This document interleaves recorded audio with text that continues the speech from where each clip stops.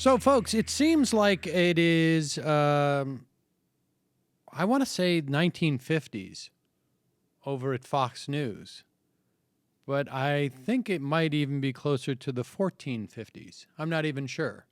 Here's Andrea Tantaros, Harris Faulker, Kennedy, she goes by one name, on that show Outnumbered. And they are talking about the expert, I guess, there that they brought in, the man, of course, talks about how in his practice he sees, and I guess he's an OBGYN, I guess he's seeing that there isn't the same support for the institution of marriage. And he's saying some of my patients come from places where they don't really care that much about marriage and they still have kids, but they live together. I'm not sure what the gist of this is. Who cares if people are married with a piece of paper? I mean, even those people who feel like there has to be two parents. Well, so they're living together and there's two parents. And I don't understand what this is really about, but I don't know that Andrea Tantaros or Kennedy also know what this is about, because they go off on this tangent about how, well, listen to, and remind you, this was from the year 2015, not the year 1952 or 1482. Here we go.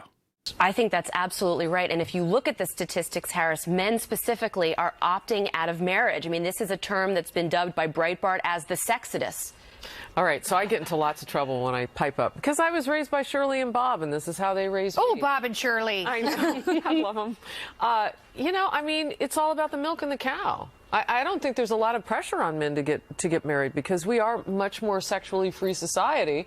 In general, if you kind of look historically. Pause it. So the idea is that it's a metaphor, of course, that women aren't literally cows and that they don't just exist. It's that why buy the milk when you get the cow for free, something like that, right? Right? Why Yeah. go yes or something? There's some relationship between the cow, but I mean let's remember how we perceive cows, right? Cows don't really, in our society, sad to say, it's not like cows exist but for their service to human beings. I mean, that's the reality. I'm not endorsing that. I mean, but they're literally also usually owned by a person too.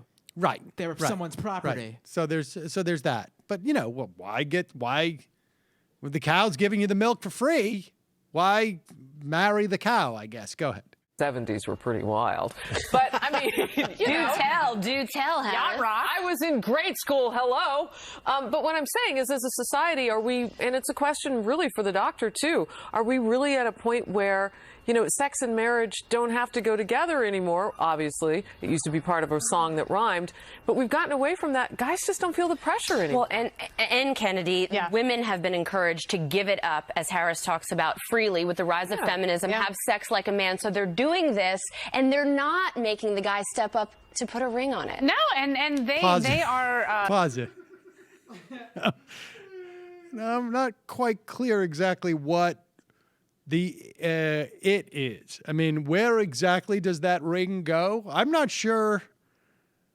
I don't know what the kids are doing these days with their rings and their, all right, run it back just a little bit and continue. Because basically the reason why people aren't getting married is because the men aren't, they're getting the sex too freely and the women are doing sex like men, apparently. And they're sacrificing the integrity of the relationship. I think a lot of times, and maybe that sounds judgmental, I also blame Tinder because I think there are a lot of dudes that don't want to get married because if you're not married, it's not cheating. Am I wrong? You're right. Oh my God.